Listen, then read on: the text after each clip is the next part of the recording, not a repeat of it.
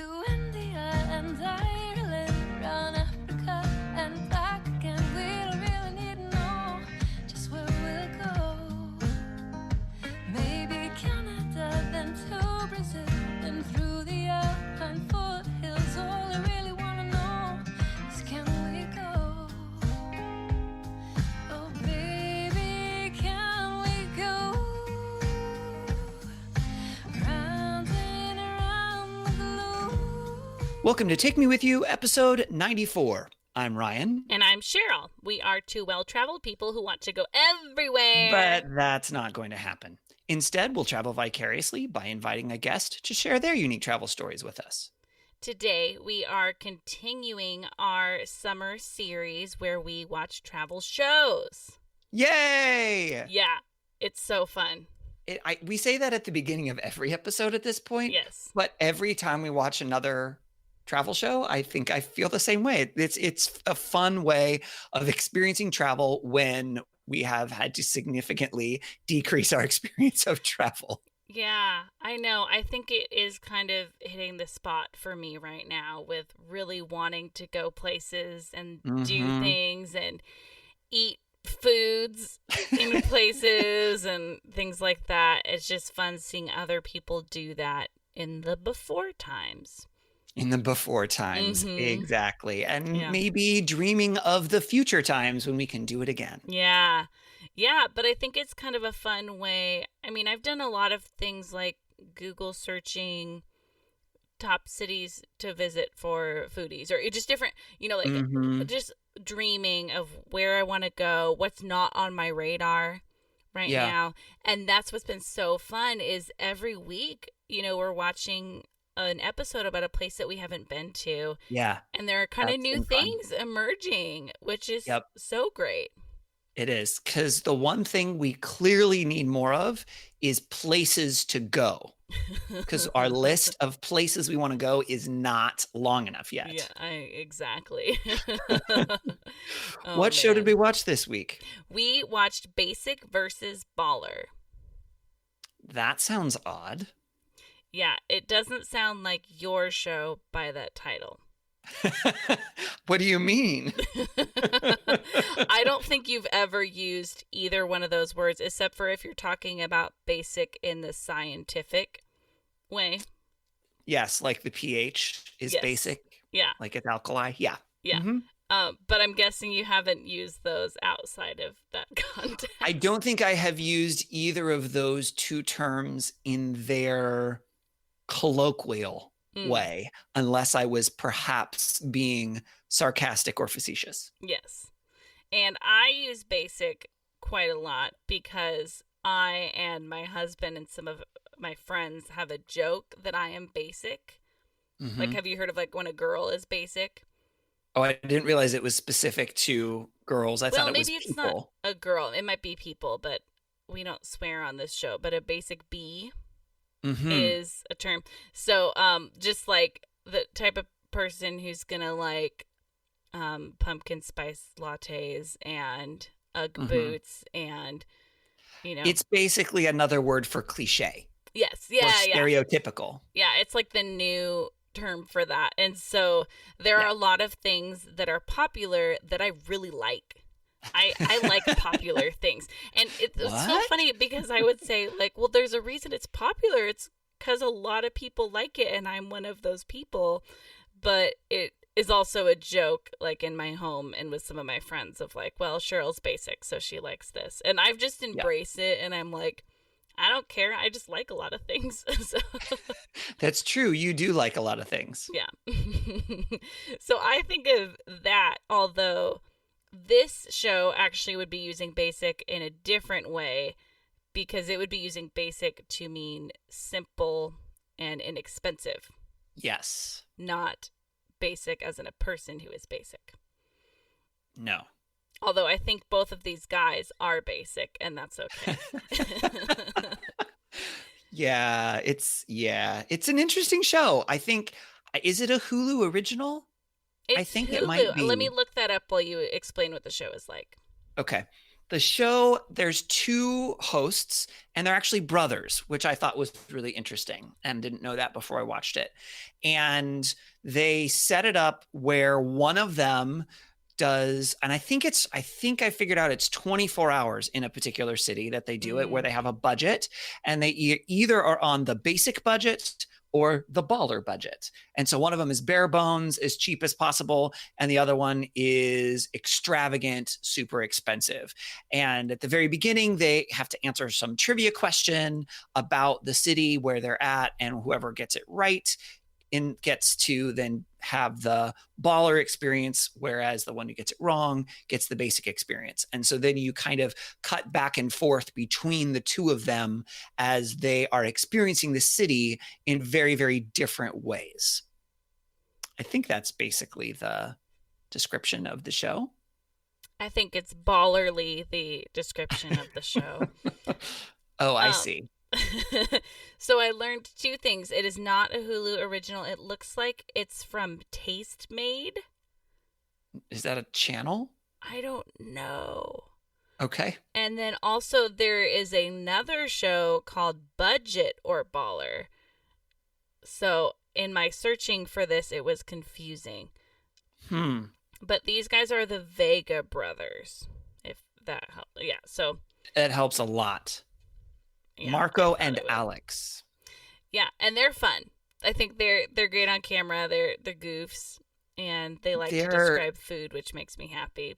Oh, I see. Yeah. See, I found them a little forced and dad joke-ish. Oh, totally. Yeah, that's true. Like I think it also gave me hope that I can someday have a travel TV show. Like this show, I was like, I would host this show so much, because I enjoy a fancy thing a lot where you're like, oh my gosh, this like is super expensive, and let's live it up and have so much fun. And then also I can travel super simple and be totally satisfied with that. Or just like walking around. And you enjoy that challenge. Yes, that's true. Yeah. You like the challenge of how can I do this as simply or as cheaply as possible. So Ryan, should you and I try to host that show? Is this our show if you and I hosted a travel show? I think we could probably do it, because I think I wouldn't, I say that I wouldn't want to do the basic, except that's definitely the way that I've traveled sometimes, because I'm cheap. Yeah. I don't like to spend money. It's kind of embracing that. It is. It is. So I do think that, and they're not exactly, sleeping on the streets or anything like that. So when it's basic, it's not ridiculously roughing it or being, not getting enough food or anything like that. So it's not that level, but it is staying in a hostel versus staying in a 3 or 4 star hotel.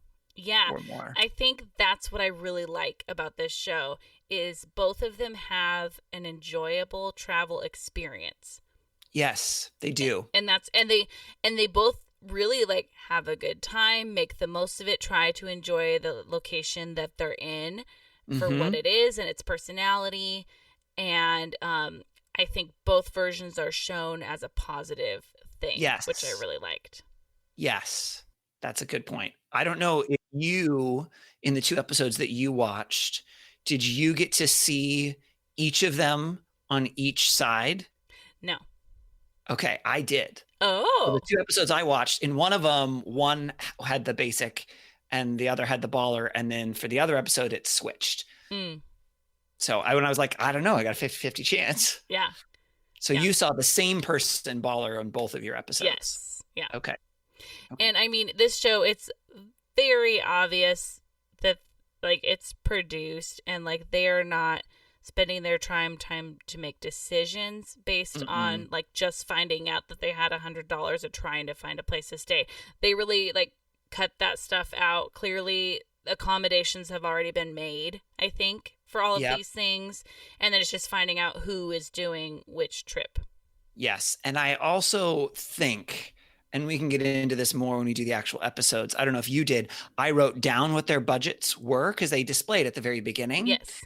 And between my two, what's interesting is I think they make up the budget based on what they've already booked, as opposed to giving them the budget first.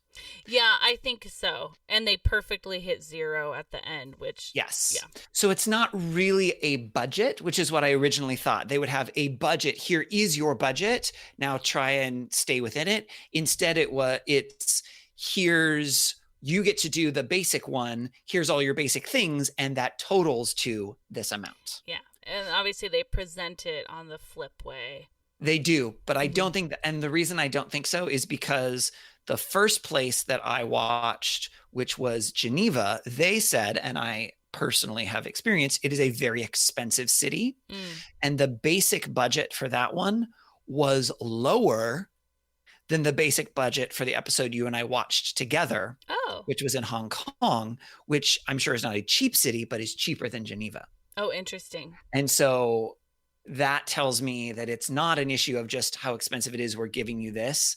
It's more what they've figured out, and then they just give you the number, which it's too bad, but Yeah, I think that's also fine though, because they're still It is. representing a trip that is very inexpensive. yes, And then absolutely they one are. where it's living it up and everything. Yes. So yeah. And I think also what's nice is like both of the hostels that were on the episodes I watched were places that, I mean, it wouldn't be my first choice, and they are sharing a room type of hostels, because I've stayed in a hostel where I had my own room. Right, It's just it was a hostel. right. And so it wouldn't be something I would necessarily choose, but also it looked really clean. It looked really nice. So they're choosing Mhm. the nice hostels and things like that. And so I'm Right. guessing the producers figured out, well, how much does it cost to stay in this nice hostel as opposed to really Right. keeping it to $100. Yep. So how about, Ryan, you tell us about the episode that you watched? Sure. I watched season 1, episode 5, The Gainful Grace of Geneva, Ooh. which is in Switzerland. And I'll wait. I'll say that till the end because I know you're going to ask me that question anyway. So I'll Okay. just wait on that. So they answered the trivia question at the beginning, and it's because Geneva is one of the most expensive cities in Europe, and Switzerland in general is very expensive, and I definitely experienced that when I was there. Their baller budget was $4,600, Whoa. and the basic budget was $60. Oh my goodness. So this is a huge disparity between Yes. the two. Yes. So this is really baller and basic, Yeah. which I thought was fun. They do kind of keep a running total on the screen as they're paying down their budget, which kind of, again, contributes a little bit to that idea that, oh, they're trying to stay within the budget. But like you said, Yes. they always get to exactly 0. Yeah. So I liked so- that though. I liked that aspect of the show that I mean, they have to tell you how much everything costs. That's kind of the point of the show. yes. But I liked seeing how it added up as well. Yep, Yeah, I agree. thought it was very well edited in that way. Yep. Well, and it's nice too that it was a visual thing that they could put on top of something as opposed to sitting down and telling you what the dollar Yes. amounts were. Mhm. I think that helps kind of keep the pacing of the show moving. Yeah. Well, you get the information, but you're still seeing scenery and stuff. Yes. So let's see. Both of them spent about half of their budget on lodging, Mm. which I thought that was kind of my first sort of observation, was whether they stayed in the hotel or the hostel, about half of the amount that was spent on the lodging. Mm. And one of the things that, and I don't remember which one was in which place, but the budget guy, he gave a tip really quickly from his hostel. He said, generally cheaper lodging and food can be found near a train station, Oh, okay. which I wasn't really aware of that. That's cool. But I was like, okay, that's good to know if you're trying to, save some Yeah. money. And so then they talked a little bit about Lake Geneva, which Geneva is on a lake, Lake Geneva. The budget guy got the Geneva card, which you and I know that's something that's pretty common in a lot of cities in Europe, even in the United States. You can oftentimes get a tourist card type of a thing that gets you, discounted entrances to different Mm. things. It looked like, although they never directly said it, but the hostel person gave him the Geneva card. So it made it seem like he got the Geneva card as a part of staying at the hostel, which I do know Oh, that some hostels do, cool. but they never directly said that. So I was a little unsure, but it covered all of his transportation. So trains, subways, Wow. funiculars. Funiculars. Yep. Cheryl's favorite. Okay. And then we go to our baller guy who ate at the Woods restaurant, which was a restaurant at the hotel. It has its own small farm out back behind the Holy hotel moly. Cool. that they go to. And so it's, locally sourced, all of those things. It's super fancy. He had a friend who I guess was living there that joined him for dinner. It was like $200. I think it was $200 for two people. I think, I don't think it was $200 just for him. yeah, I think I've noticed that because on my episode, he had a friend join him a couple times, and I think they were showing the total, and I think that's part of how they're trying to get to that outrageous amount of money as well, is by it being for two people, is like, and bring a friend because you have a lot of money. Yep. Then our budget guy, he just asked around for recommendations from people of where he should eat. And, so he's asking people at the hostel. That's one Oh, of the things cool. hostels are really well known for, is being able to talk with people and kind of travel network, if you will. Mm-hmm. But I think he also was just asking people around in the city. And one of the things about Geneva is a very international city. The UN is based there. So there are lots and lots of people from lots of parts of the world there. So there are a lot of different languages that are spoken. There's a lot of people who aren't from there that are living there. So the ability to kind of ask around and get information, not that it's easier than other cities necessarily, but it was definitely something that was easy to do, at least for him there. Cool. And he was able to get a good value, and a good value in Geneva was $16. For one meal. Yep. All right. Which to me is still not cheap. But for Geneva, at least in my experience, that's pretty spot on. Mm. It is not cheap in Geneva. Wow. So $16 is a reasonable price Okay. based on my experience.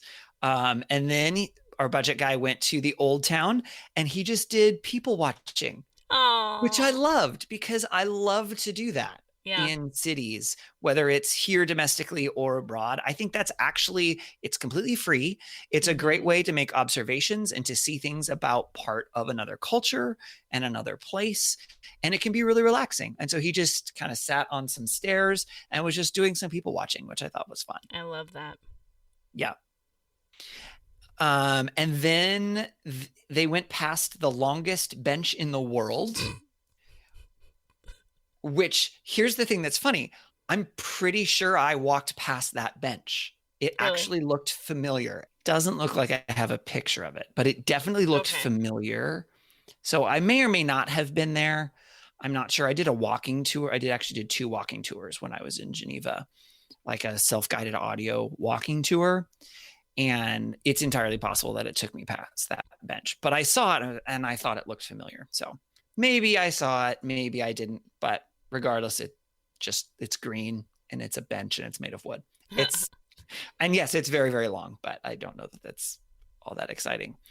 Then they took a water taxi across the lake, which was included in the Geneva Pass, Cool. which was interesting. Then we go to the baller experience, and he went, and you've probably heard of Swiss watches Yes. before. Well, Geneva is one of the places where that happens. And he did a make your own custom watch experience. Whoa. Where most of the watch was already made, but you pick the hands and the strap and I don't know what it's called, but the round Face? casing. Well, Oh, not so much no, not the face. Like the but glass part the on top? outside. Yeah, the outside part that kind of covers it or whatever. Anyway, and then you get to use some of the tools and put it together and do all that stuff. He got to wear the funky magnifying glass headband thing where you pull them down in front of you so you can zoom in. Do you have any idea what I'm talking about? Funky. Kind of. Like what an eye doctor wears? Kind of. Yeah, except Okay. anyway, it was kind of funny. And so that was kind of cool, I think. So that was a really cool experience.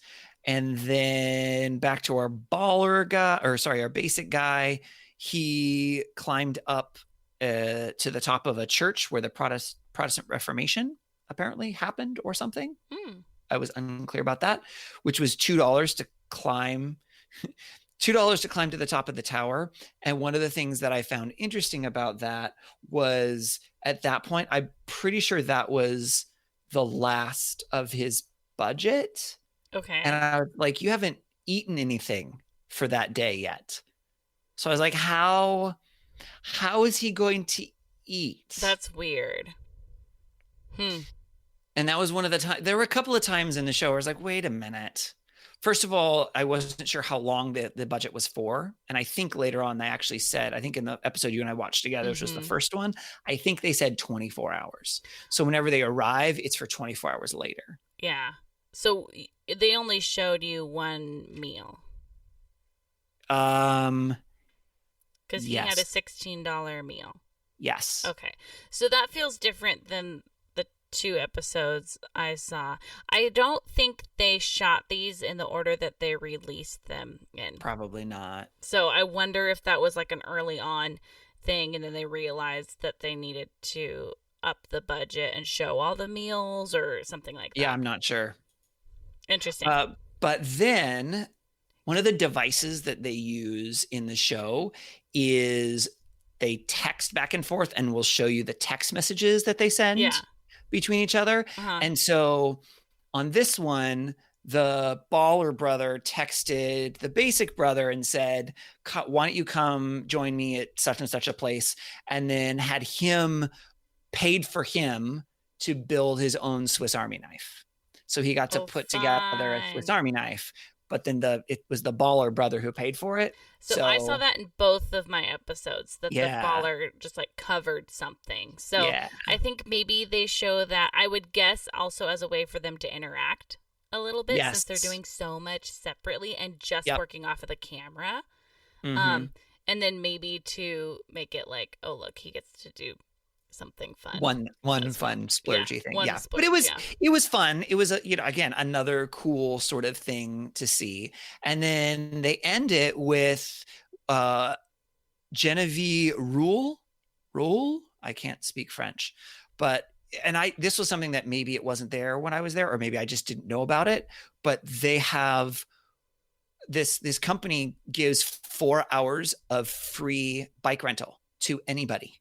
Cool. So you can just rent a bike for 4 hours, which as someone who's walked all over Geneva, boy, would that have been nice. Boy, would that have been nice. It would have avoided some blisters. And so that was pretty cool. And they also employ immigrants who are seeking asylum while they wait for their papers. Wow. And that's kind of what the company does. Cool. Which I think is kind of cool. So that was kind of a cool way that they ended it. And they both ended up just kind of biking together. Nice. Very cool. Yeah. So, Ryan. Cheryl. I do have a question for you. Oh, you do? I had no idea. Did this episode match your experience in Geneva? I would actually say yes. Not the experience budget-wise. Sure. Because I was somewhere in the middle. I wasn't, staying in a hostel, but I did stay in an Airbnb that I was just renting a room. So I was in somebody else's house, so there was that, but I was definitely not in, a 5-star hotel or anything like that. But a lot of the things that they saw, places they've been, I recognized. And I was like, yes, I know what that is. Yes, I've had that experience. Even, like I said, that park bench, I recognized it. It looked familiar to me, whether or not I sat on it or just walked past it and didn't know what it was. A lot of the things that they saw and did, places they went, were all things that I had experience with and had seen. And so I feel like it did really match sort of overall my experience of Geneva. Cool. Which I thought was cool.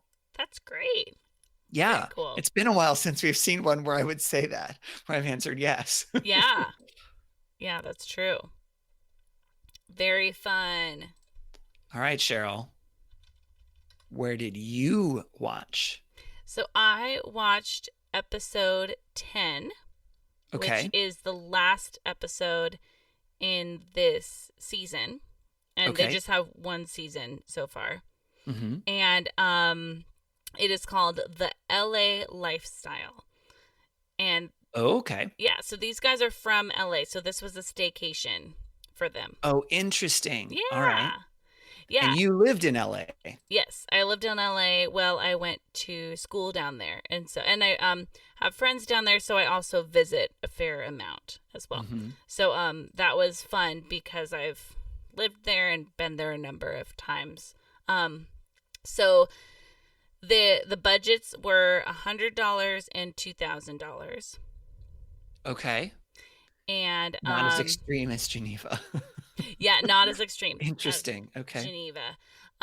Which it's funny because I feel like they probably could have upped that even more with LA with if they Oh, based on yeah. experiences or shopping. But still, I mean, I think what's fun is I felt like this show showed you maybe I'm not sure about accommodations, but they showed you some experiences or things you could buy that if you wanted one splurge on your trip was doable for your average person. Mm, You know, like there were certain things yeah. where I was like, "Oh, like if I wanted that as my big splurge on my trip, I could do that." And Yeah. so I don't think they went like so crazy outlandish that no Right. one could afford it. So I kind of liked that they represented things if you're like, "Hey, if I kind of wanted to live it up with this one thing, I probably could."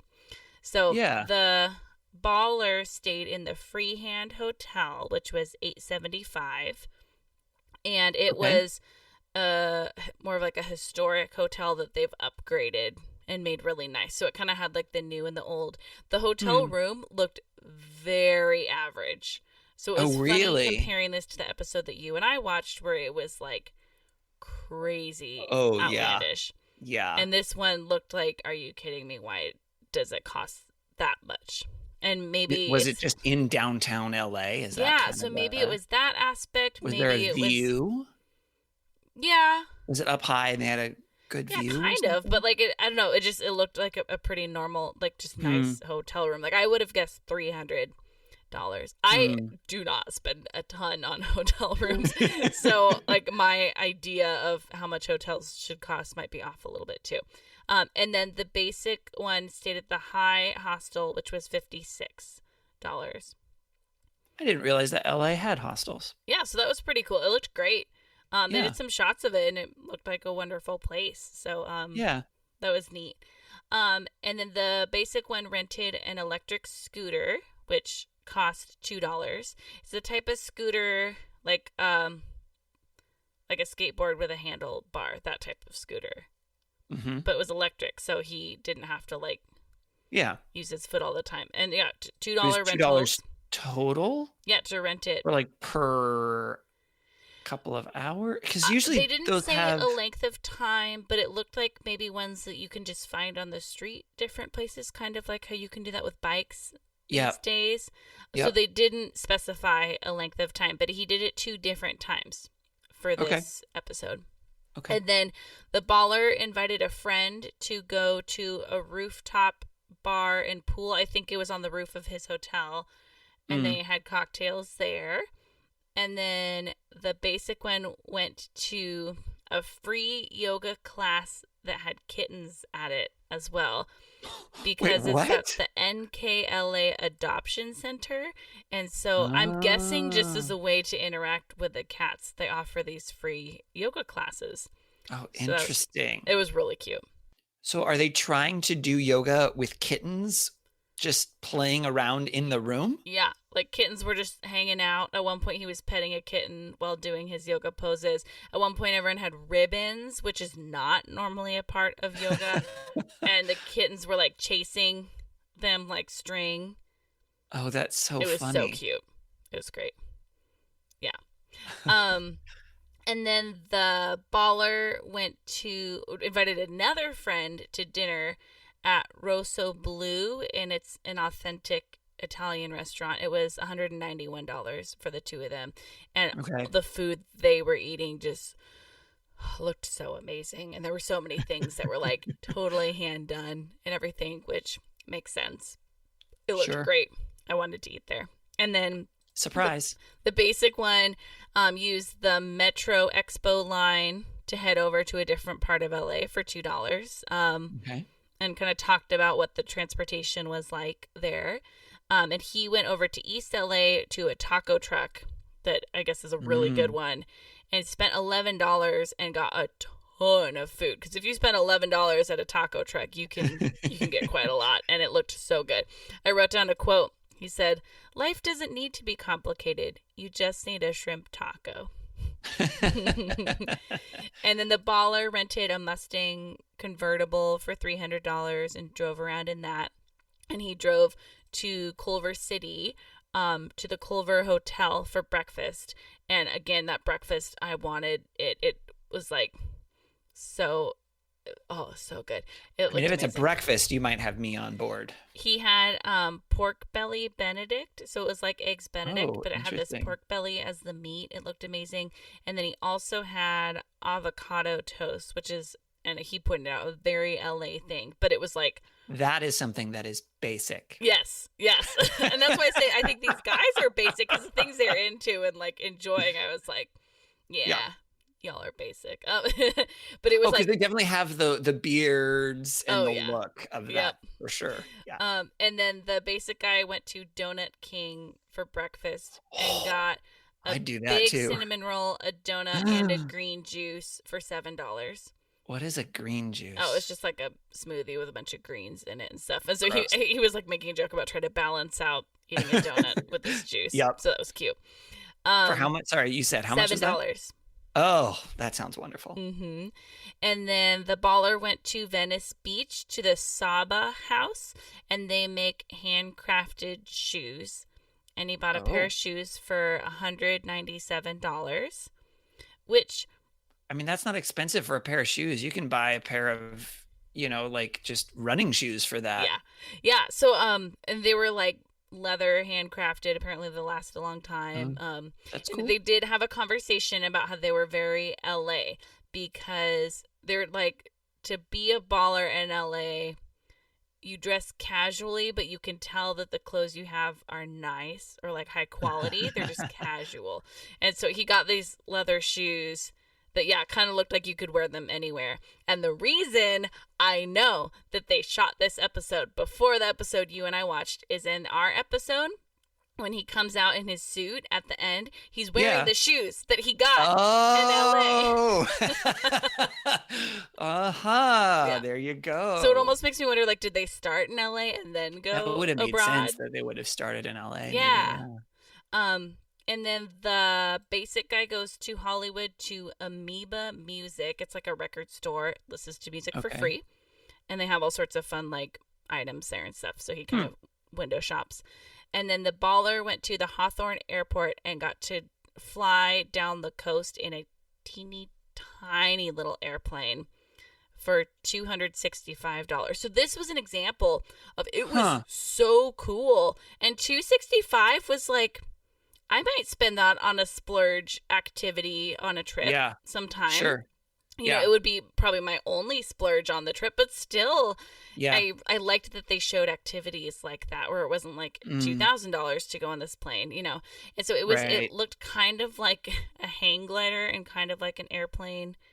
Like it was open on the sides and they were like holding these bars and you could like turn the Oh. plane with, But did it glide or did it have an engine? it had an engine. Oh. It was so interesting looking, but they Huh. and they got to fly a lot closer to land than you would in like a commercial airplane. And they Yeah. got this great view of the coast. It was beautiful. Hmm. So that was really neat. And then he invited his brother to join him on this sky slide at the tallest building in LA. There was a glass Oh, I slide. already don't like the idea. And it was $50. So again, like if you really wanted to go on a glass slide, that wasn't crazy. You know, I mean, Yeah. that's probably at least how much it costs to visit the Space Needle for two people. So, Probably, you know, yeah. similar idea, but unique. And so they had fun with that. And then they ended driving on the Pacific Coast Highway. They go to the beach and they rent surfboards. And this was kind of fun. They rent surfboards from the same guy, and he says, well, do you want more of the high end or the low end? And they said, one of each. So, and then they go surfing. And so one of them gets a $20 surfboard rental, and one is a $40 surfboard rental, and that Okay. caps it out. Yeah. Wow. So when it said LA, they did a lot of trips outside of LA proper, then it sounds like. It was more like all of Technically, it right? was in LA County Okay. as opposed to LA, the city, I would say. Yeah. So Cheryl, as Yes. someone who lived in LA and has visited many times, do you feel like that matched your experience of the location? Oh, totally. Yeah. Yeah, I mean, I haven't necessarily done a lot of those baller activities, but I felt like it represented LA very well. I think the Mm. things they did are great things to do in LA. And I've done a couple things where I've like eaten at a fun, unique location where you're like buying a cocktail for $15 or $20, but it's more because of the location that you're at, you know, or Mhm. and so that was kind of fun to see those elements. Yeah, and then you can totally do LA on the cheap and get really good food from a taco truck and things like that too. Yeah. So, Yeah. it felt very LA to me, and it made me want to go back to LA, go get some shrimp tacos. So, Well, so far it sounds like even though the events that they do may or may not match our experiences, it sounds like for both of us, the essence of what the city is and the overall feel of the city, they capture really well in the show. yes, yeah, I totally agree with that. Yeah, I think they from what I can tell, it feels like they do a great job at capturing in such a small amount of time Yeah. as well. Because it's only what, 22-minute episodes, 24 Yeah. minute, whatever. Mm-hmm. Yeah, this is on the shorter side. Yeah. And I think of the shows we've seen to this point, definitely one of the top episodes of representing the feel of a place, Absolutely. which I think is kind of cool. Yeah. Yeah. Well, and this show, well, okay, this whole like travel show series we're doing has me convinced that travel shows should be 30 minutes and not an hour. Because if this show was an hour, it'd be boring. It doesn't need to be an hour. It's short and sweet, and Yeah. they do pretty quick cuts. They don't spend a ton of time on each activity they do. And I think that's so Mhm. good. And the shows that I've gotten a little bored by are the hour-long episodes. Yeah. And I wonder if those were cut differently in 30 minutes, if it would be more enjoyable. Because there are Could times be. when I think they spend too much time on things. Or I was just thinking about like the Gordon Ramsay show, where the content was a lot of what I liked and I was bored by it. And a lot of that's like even the editing style of like, you can tell there's Right. commercial breaks because they keep recapping. We have to get down this river in this Yes. amount of time. And you're like, Yes. why? Why do you know, and like if they took out the time crunch element and the recaps and just made it, he's trying to cook this meal for people and he needs to learn things about the food in that Mhm. area in 30 minutes and spent less time at the cooking at the end and less time with the weird hijinks, I think I would enjoy that show a Yeah. lot more. Yeah, just because of the pacing. And I think you're right, as I'm not necessarily thinking through each and every one. What I think of what so far is the shows that I have enjoyed the most and found the most helpful, they're definitely the shorter ones. Mm-hmm. So that is interesting, which by the way, when we get to the end of our summer series, we're going to have to do a recap, and whether or not we rank all of them, I think we should definitely talk about which ones were our favorites. Oh, for sure. Don't you think? Yeah. Because we're getting down there at this point, aren't Yeah. we? We're Yeah. getting to the end of our summer series, because at this point, for you and I right now, when we're recording, very beginning of summer. Yeah. But when this is coming out, we're getting towards the end of summer because we're already in Yeah. August, Mm-hmm. right? Yeah. Which is a little halfway through August. So I think we Yeah. only have a few more, maybe 2-3 more episodes, and then who knows what. Yeah, I think that too. I'm just thinking about An Idiot Abroad. They do a lot of like side things that aren't even the content that the episode's supposed to be Mm. about. And I Yeah. might enjoy that if they did a little less of that or kind of trim that down. The Amazing Race, they show each person doing each Ugh. challenge. And Yeah. if they cut it to the highlights of the challenges, I might enjoy it more. Yep. No Reservations, you probably would have liked if it was shorter. I mean, Uh-huh. I kind of like the length of that one, but most of these, and then Rick Steves, he keeps it to 30 It's a minutes, half an doesn't hour. he? Yep. And Yep. that's how it should be. And Travel Man Yeah. was half an hour. Mm-hmm. Yeah, I think you're right. I don't remember. Was Dark Tourist? Was that? I think that one was the hour, 40 minutes or whatever. Yeah. I think. And then Conan. Was Conan half an hour? I'm not sure. It felt long. It did feel long. I think it must have been an hour. Because again, it's like too long of scenes. I know they're not Yeah. really scenes, but you know, like Yeah. they need Yeah. to move on a little quicker between these different activities that they're doing. Yeah. Yeah. Interesting. That's an interesting observation, Cheryl. Good observation. All right. Well, there's one more episode that you and I both watched. Yes. And it was the first one, episode 1. Although, as you've determined, it probably wasn't the first one that was recorded, but the first one that was released, called Dumplings, Steam Buns, and Dim Sum. Oh my. Yay! And where did that take place? Hong Kong, Hong Kong. And you have not been there, and I have not been there. which is why we chose it. And Exactly. I think the other way you can tell that this isn't the first episode is because it feels very established at this point. I think they have their It rhythm does. down. Yep. It's a great episode. Yep. So the budgets they get are $125 and $2,000. Yep. So pretty similar to the episode that I watched in LA. Yeah. Yeah. Sounded more in line with what you had than what I had in Geneva. Yeah. I mean, honestly, God. I'm guessing with Geneva, the producers were like, we cannot pass on this opportunity to make a watch and a knife. So, Yeah. or found a Yeah. super cool hotel. Yeah. Yeah. But speaking of hotel, and you Oh, already alluded to gosh. this earlier, can you talk about I think I even wrote down the name because I was so impressed. Yes. The Intercontinental Hotel, and how incredibly baller this hotel was. It was, oh my gosh, it was crazy. So he had like a penthouse suite. Yeah. There. That's not what he booked. And then he said, you got a free upgrade. I mean, I'm guessing Yep. you show up with a camera crew and say you're going to Yep. film the hotel. That probably For sure. helps too. It was Yep. almost $1,000. And it had a couple stories. He had his 2 own stories. infinity pool, a grand piano, a gym, a couple Mhm. different sitting rooms, an office, a Uh-huh. like conference room. Uh-huh. Yeah, it was amazing. Oh my gosh. And this infinity pool on the roof that overlooked Hong Kong.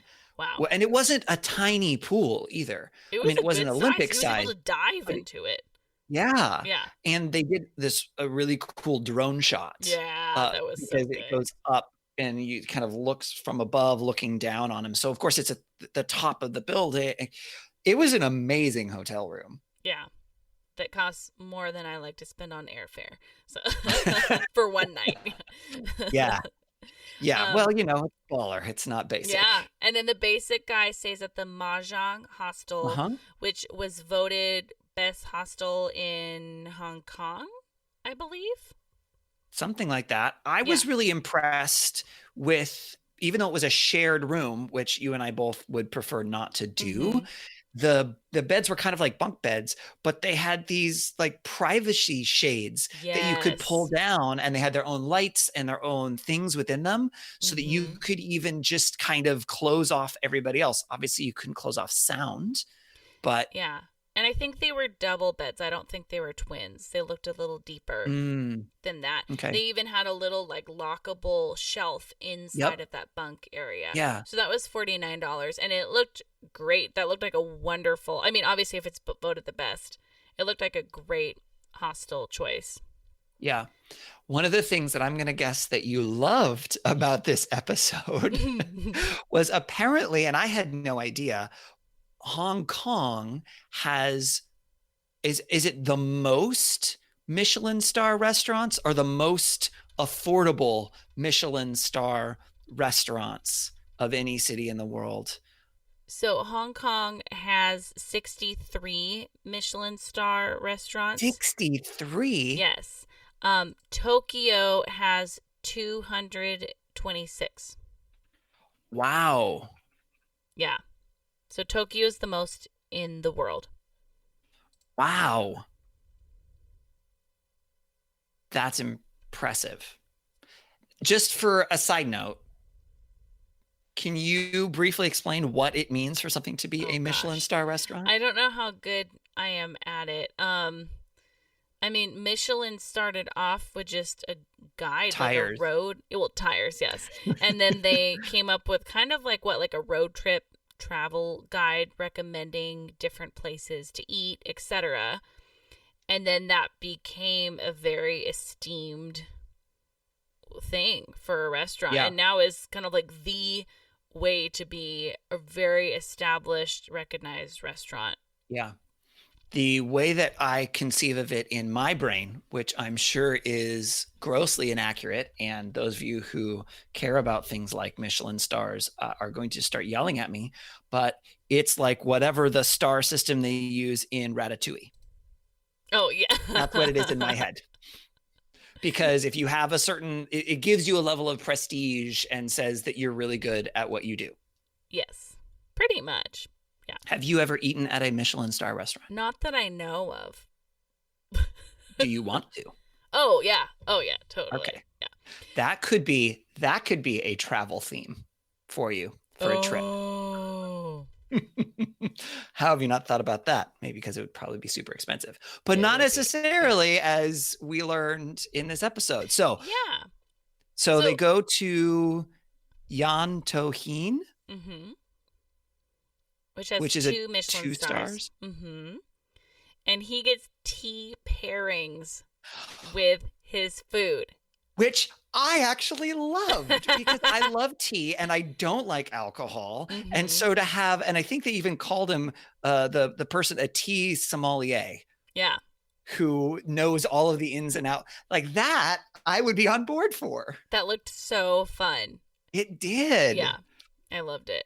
And so that was $79. So I mean, it's like, yeah, that's an expensive It's a nice meal, but that's not an outrageous meal. Yeah, and obviously that's thinking about like one person, and for me it would be two.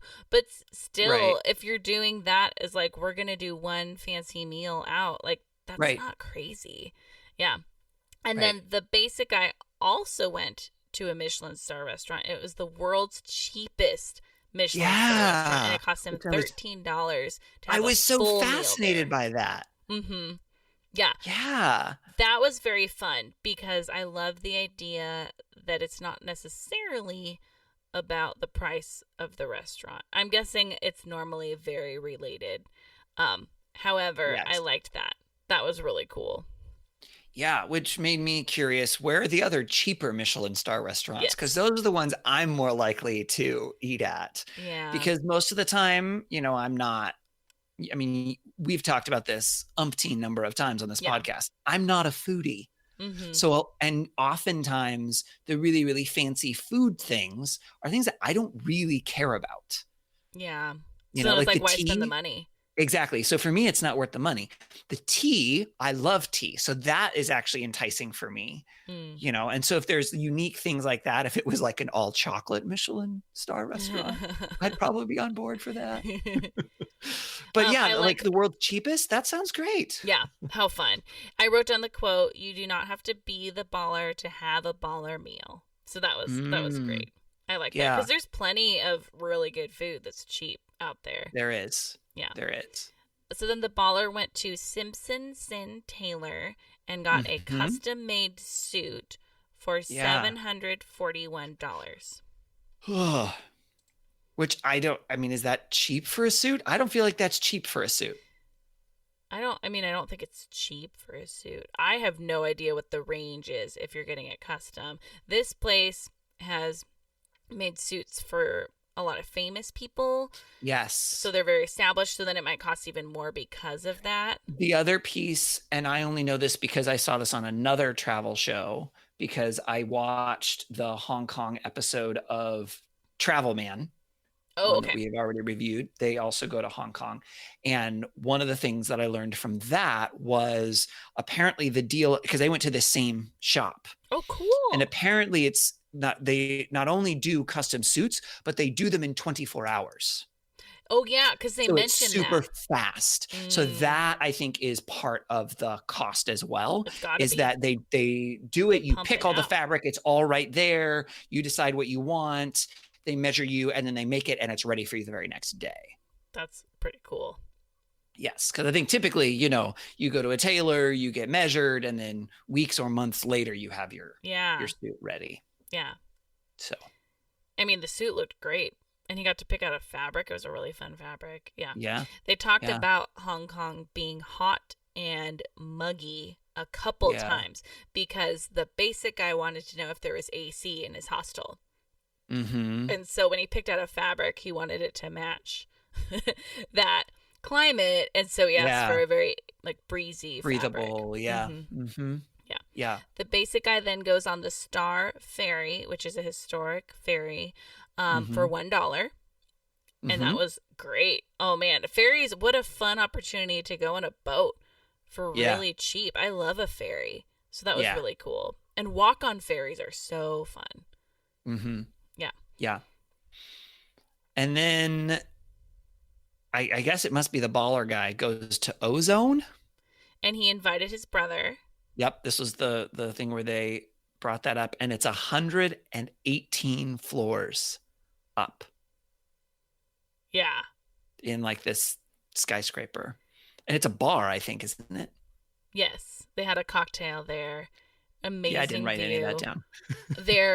But there were so many skyscrapers that it didn't even look that crazy No, when they went there. no, What an interesting looking city. yeah, Yeah. it's so dense. Yeah. And I haven't been to New York, so I don't know how it compares to a New York, which I get the sense is also very dense, but it definitely had a very dense look of just skyscraper after skyscraper after skyscraper. It made me wonder, if you're on the street, how much sky can you actually see? Because there are so many buildings that are so tall. Okay. Hong Kong is 1.41 times as big as New York City. 1.41 times. So it's almost half again as big. Yes. Hong Kong covers a larger geographic area, while New York has a larger population. Oh, okay.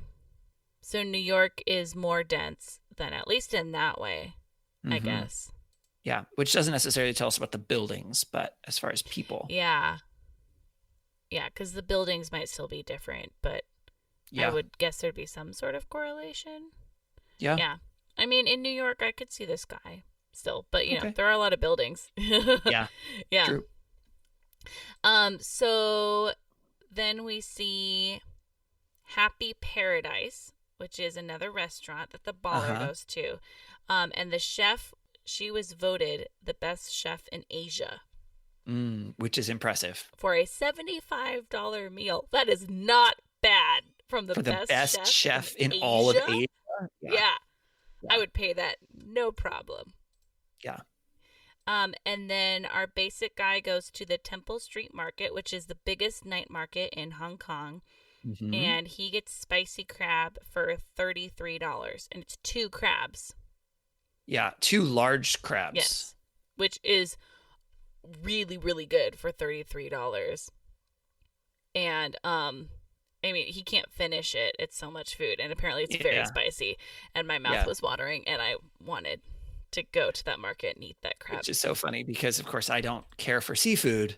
So I was like, why would you spend $33 on that? And yet I know that crab is really nice, apparently. Yeah. Oh, it's don't. expensive. Yeah.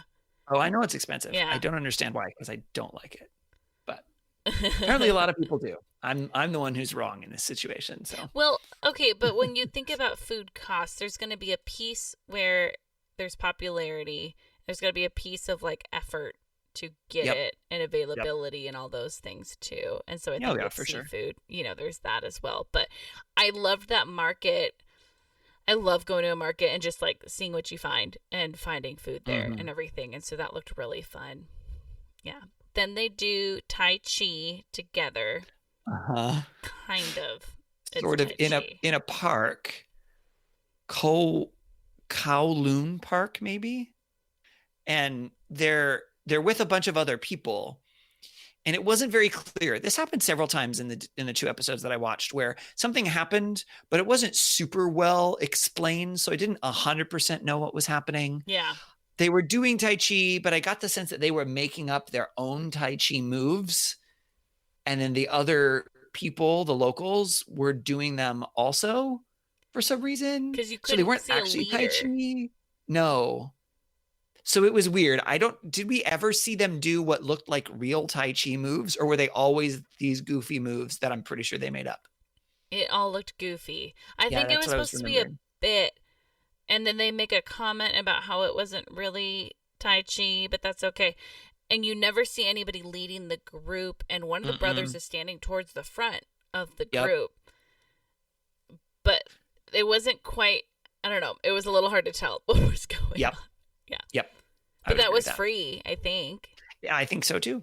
And then they go to Mak Man Ki, which is another affordable Michelin star restaurant For breakfast. for breakfast. And Except they it was noodles. have noodles and pork knuckle Uh-huh. for $14. $14 for another Michelin star restaurant. Yeah. I mean, I will say there's obviously the aspect of atmosphere when it comes to restaurants. And this looked like they were in a frozen yogurt shop. Yeah, kind of. Like very bright lighting and these like Yeah. white little booth seats and Uh-huh. everything. But Yeah. still, that's great. Yeah, they were a little nervous about the pork knuckle, but it seemed like they liked it okay. They just Mhm. said they'd prefer bacon, but they were Sure. seemed like they had a good time with that. Um And then Cheryl, a what do they go on? funicular! I don't know why I think they're so cool. I think it's because they're weird and it's a fun name, and it's Yep. also a fun way to get up a hill, which is great. Yep. Yep. And they're old. This one was built in 1888. Yeah. It's the Victoria Peak Tram, and it was Mm-hmm. $12. Yeah. And I think one of the guys talked about how originally he would, under normal circumstances, he would walk. That's the sort of thing that he would walk to. But apparently the incline is so steep on this particular thing that he's like, yeah, no, there's no way to do that in the heat and the Yeah. mugginess.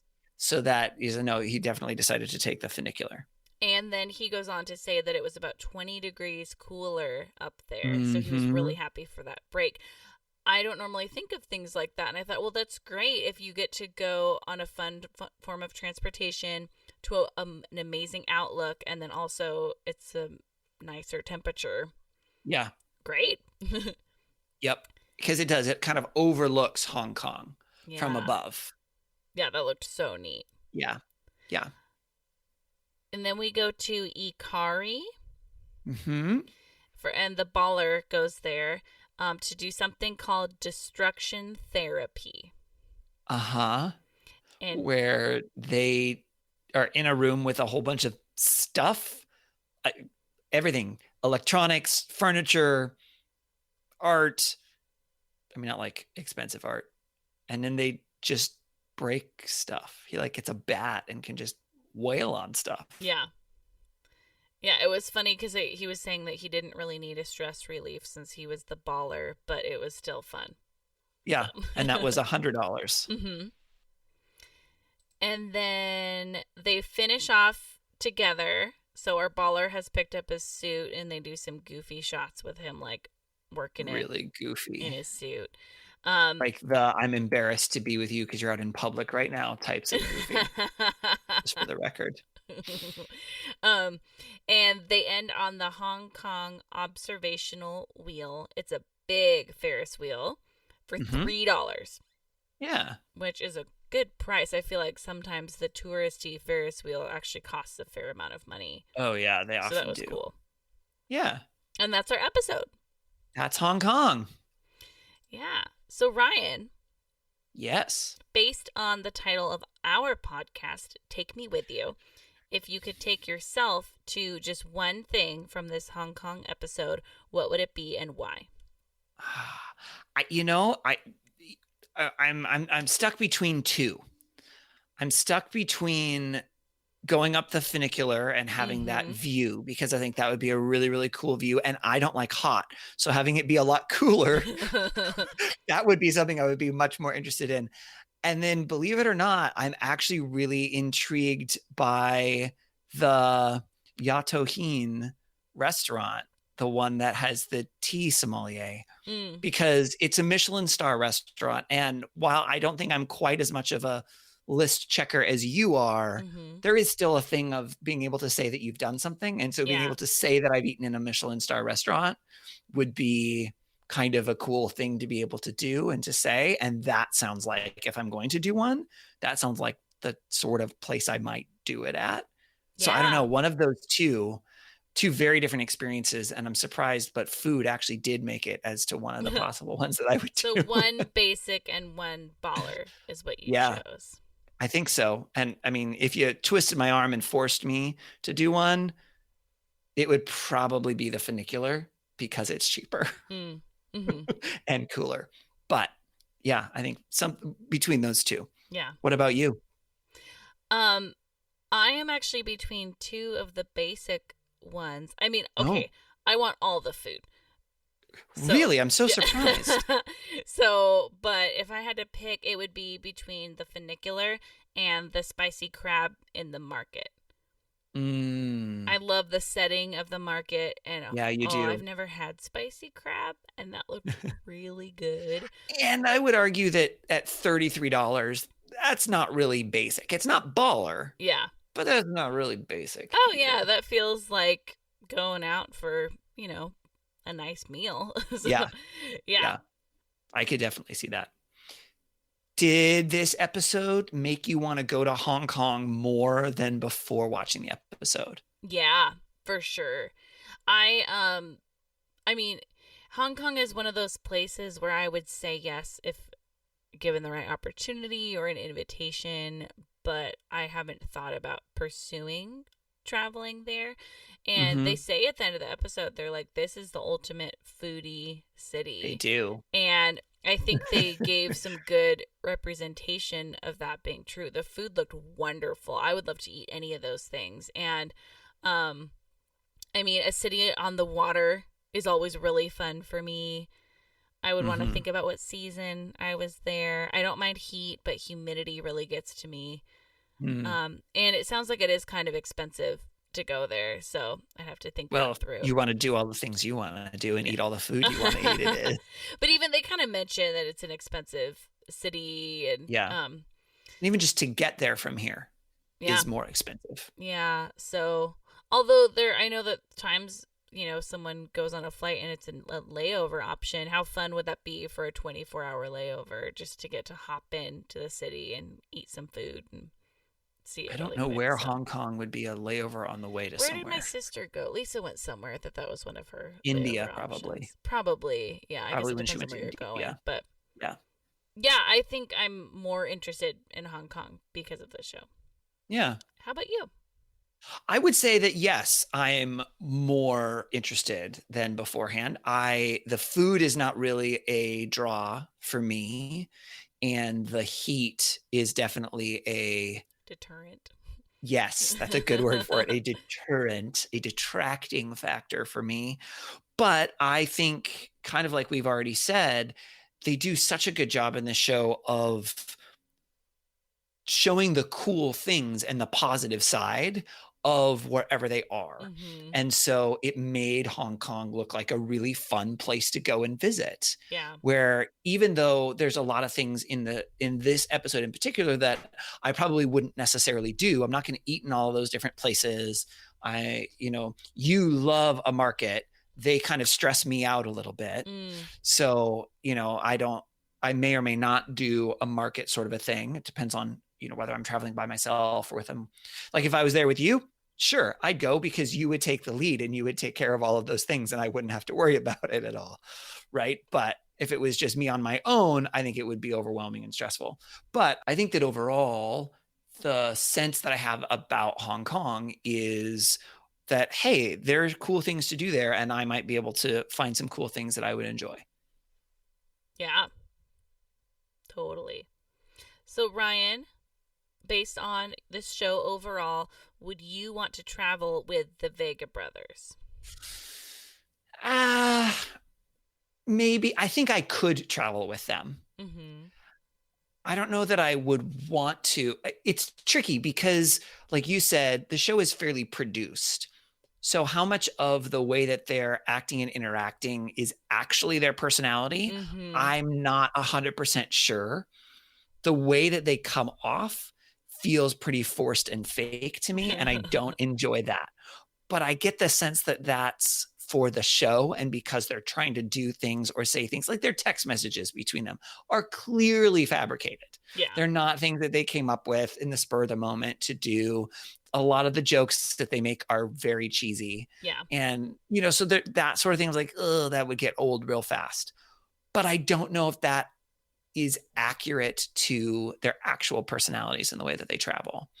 So like in this episode, it was interesting, the Hong Kong episode, the brother who got to do the baller had been to Hong Kong before, but he basically did the basic one the previous time because he was on a shoestring budget when he was there before. That was so cool. I was so happy for him too. Yeah.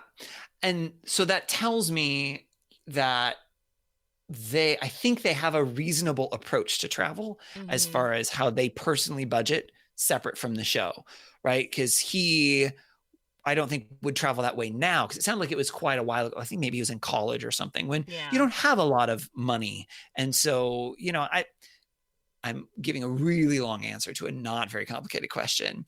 Would I want to travel with them? Probably not want to, but I would travel with them if I had been given the opportunity.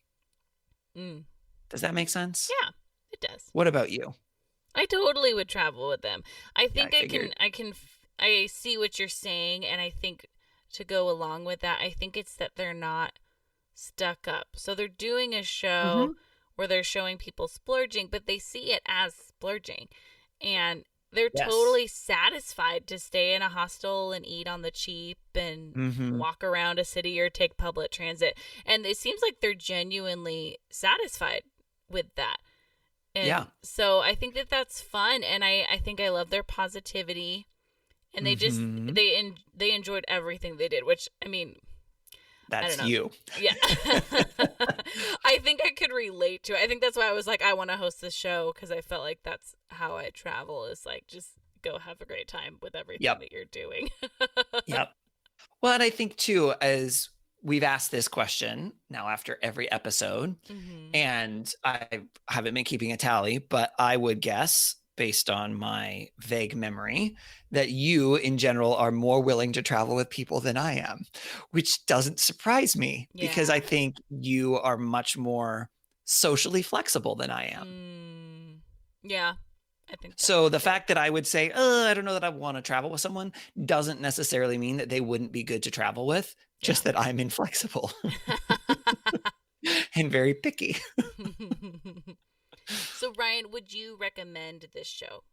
Yeah, I definitely would recommend the show. Like you said, having it be short, I think helps. Yeah. As we've both said, they do a really good job of representing the feel of a place. I don't think I would use this show in the same way that I would use, say, a Rick Steves to plan out the things that I would do or wouldn't do. But it's a good an idea generating show of, like you mentioned, that might be one cool thing that I might want to splurge on. And then to get the feel of a place. What do you think? Would you recommend it? I totally would. It was so fun. Yeah. It was one of my favorite ones that we've watched so far. And I think that it feels similar to, I think, what I said about Travel Man, as far as I don't know if I'd use it to necessarily plan a trip, but it shows you fun ideas. And I think that one thing that it shows is when I think it would help someone identify their expectations with travel. Hold on, my cat is being weird with Luna. Because I think that if someone hasn't traveled very much, or if they haven't visited the location they're going to before, they may have no idea of how much money they should budget for a trip, or how far the amount of money will get them. Right. Even thinking about Geneva and like how far will money get you there versus some other place. And or what would it look like to stay in a hostel, and how, how should you choose a hostel, or, Right. like, what's a reasonable amount to budget for that, or what would it look like to get street food. And I think it might help someone kind of put themselves in those shoes and say, would I rather do this trip sooner and spend less, and would I be Mm-hmm. satisfied with that? Mm. Or are my expectations more that I would stay in a nice hotel or rent my own Yeah. car or whatever, And this kind of shows, I wouldn't even say two extremes, though. They weren't that extreme. No, they were both attainable. Obviously, the basic is attainable because it's much cheaper. But even the baller, if you budgeted for it, if you planned, if, like you said, you waited a little bit longer Yeah. because you really wanted that experience, Mm-hmm. you could potentially do something like that. Obviously, this is only one night. So, Yeah. if it's $2,000 for 24 hours, you're not going to do that for 2 weeks. Yeah. Well, you and I aren't going to do that for 2 weeks. Yeah. There are people out there that are. Yeah. It's just not us. Yeah. But you could maybe do a day or spread that out over a 2 week, and every couple of days do one baller thing or whatever. Yeah. And so I like that it's it is maybe it's more on the end of very, like, normal travel. Like, Yeah. some of these travel shows we're Yep. watching are pretty extreme in that, like, most people will not travel like that. Most people will Right. not get those opportunities, Mhm. or just they're not going to go that extreme for whatever reason. Right. And although this show is very produced, they just made reservations at places that anyone Mhm. could make reservations. And so Yeah. I like that you could just go and take one of these trips. And Yep. so yeah, I think it would really help someone come up with ideas. If I were going to visit a location that they covered on the show, I would love to watch that episode just to kind of see a taste of it, or see what are ways that I could eat good food on the cheap, or what's one way I might want to splurge in this city. Yeah. What did they find Yeah. that's kind of fun to splurge on? Mm-hmm. Absolutely. All right. Get a recommendation from both of us on this one. Now we're going to move to the last part of our episode called Wish You Were Here. During this segment, each of us is going to highlight a travel attraction from the places that we have been. And it's just kind of like a little snapshot or a postcard of a really cool place or thing that we've done that says, hey, this was cool. We wish you were here. Cheryl, what would you like to do for your Wish You Were Here this week? I would like to talk about a restaurant in Galveston, Texas. Okay. So this has been on my list for a while, just as we've brainstormed our Wish You Were Here's. I went there a number of years ago, and then finally did some Googling to remember the actual name of the restaurant. It is called The Spot. Okay. And so let me give you some context to when I visited this. I was on a trip with my sister Lisa, who's been on our podcast several times, Mhm. and her late husband Ben, who was your best friend. Mhm. And they were living in Houston at the time, and so they invited all of their siblings to join them at a beach house in Galveston that they rented. And it was a I really remember great when you trip. guys did that. Yeah, it was so good. Galveston is fun. I would totally recommend visiting Yeah. there. Yep. It's a really unique piece of land, even an area, Mhm. and Well, and you know so- that I went to Galveston and stayed in that same beach house a couple years later with Ben and a couple of our other friends. That's right. I totally forgot that. Yeah. Yeah. Yeah, because you guys had such a good time there, that was a place that when it was in February, it was like I had a midwinter break and went down with myself and a couple other friends to visit Ben, and he's like, we should go stay in this place because it's super fun. Yeah, and so when we went, it was pretty close or on my sister Lisa's birthday. Maybe it was actually on her birthday when we were down there. And so I had a friend up here in Seattle who used to live in Texas and knew Galveston. And so I asked her, where's a fun restaurant that the 8 of us can go to celebrate Lisa's birthday? And she said, you have to go to The Spot.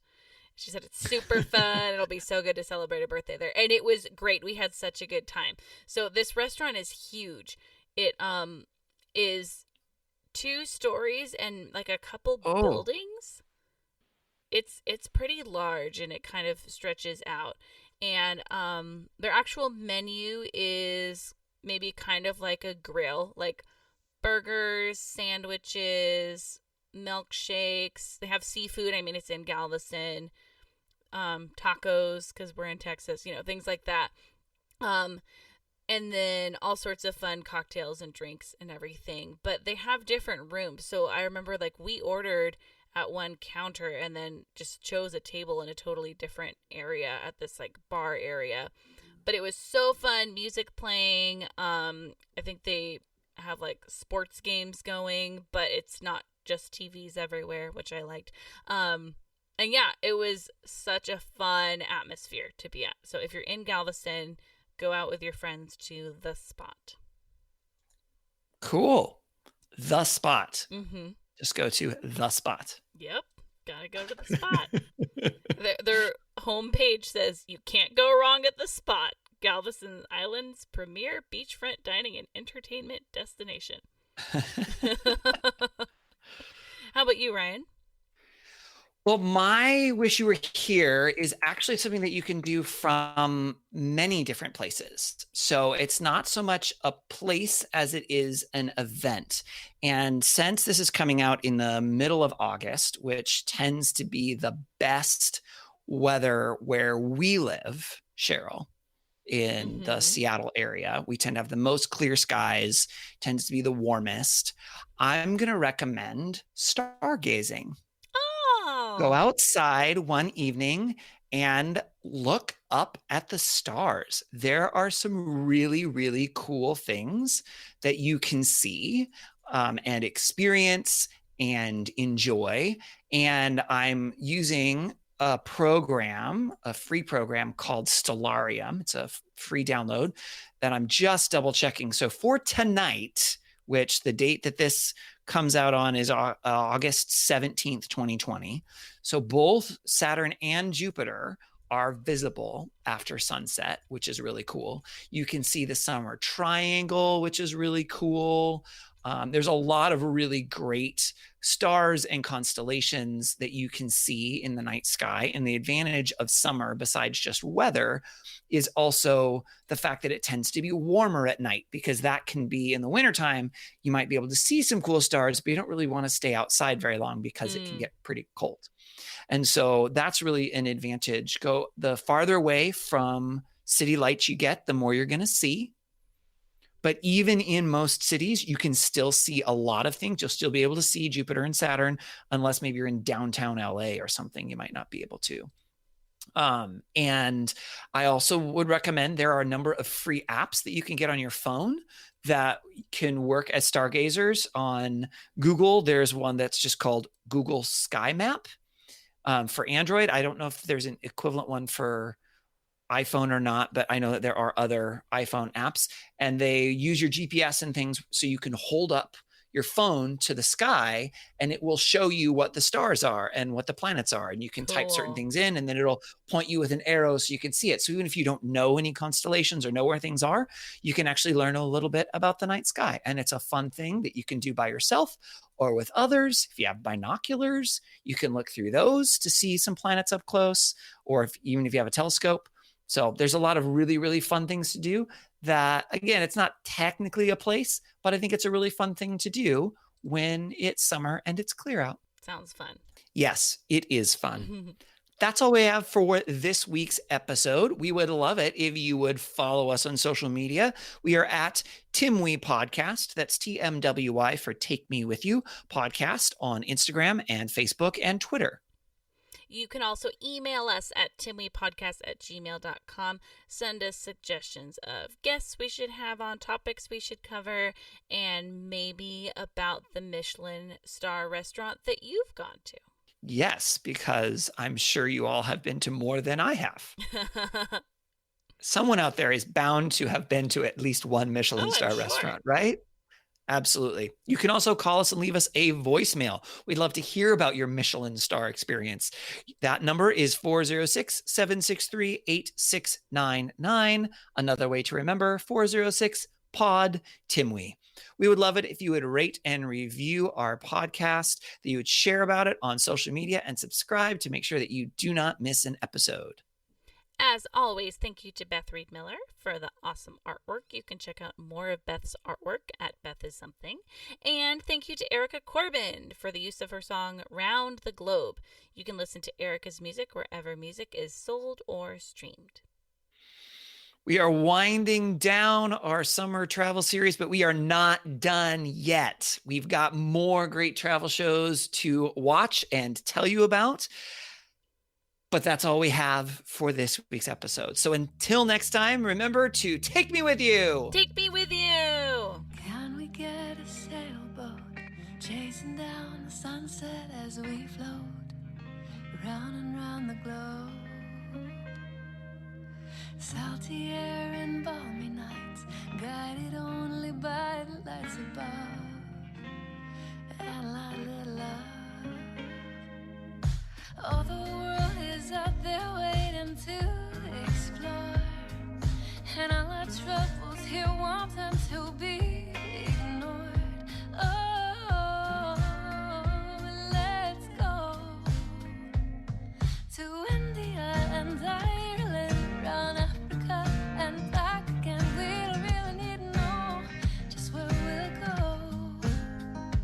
Maybe Canada, then to Brazil, then through the Alpine foothills. All I really wanna know is, can we go? Oh baby, can we go? Round and around the globe. Yeah. This is it. Yeah. I totally was there. I remember this. This is exactly what I remember. I don't think that's actually what that picture is. I think that, well, maybe it is. Okay, did you figure it out? Okay, I figured it out. This took me way too long to figure out, but I got it figured out. And thank you, Google Street View, because that's how I figured it out. So the picture that I have is not technically of the world's longest bench.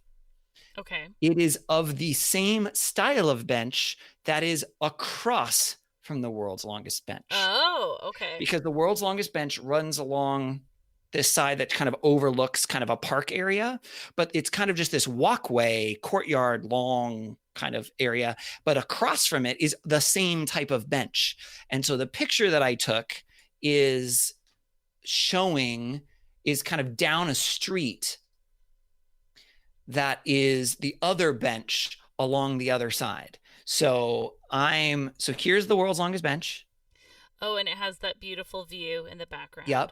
And across the way is this other bench. And I remember coming down this street because I have other pictures with this kind of overhang that I took a picture of. And I turned and took a picture down this street. And there's that bench. Got it. Does that make sense? Yes. And now it makes more sense why you recognized it, because I was thinking, why did you recognize a bench? But now this makes a lot more sense. That looks like a gorgeous area, and it looks kind of iconic. Yeah, and it's a really pretty view, and to kind of stand over by it. And I was probably doing the walking tour when I did it, and they may have said at the time that it was the world's longest bench. Clearly that didn't stick in my head, but I did recognize the type of bench once I saw it. I was like, I know I've been there. And even just looking on Google Street View, because down at the other end of this thing, there's like a playground type area. And I was like, oh, I totally remember seeing that. Yeah. Right. For kids to kind of play. There's a sandbox, and there's like it's not a big toy, but that type of a thing down at the end here. So I totally walked through here, and I remember seeing all of these things. So I feel validated now. Good. I know you probably don't care, and our listeners care even less because they can't actually see any of the pictures that I'm showing. But now you will sleep at night, which I will be able to sleep comforting tonight. to all of us. And I will post the picture of the backside of the bench that's facing the world's longest bench. Because that's what our listeners want to see. Right?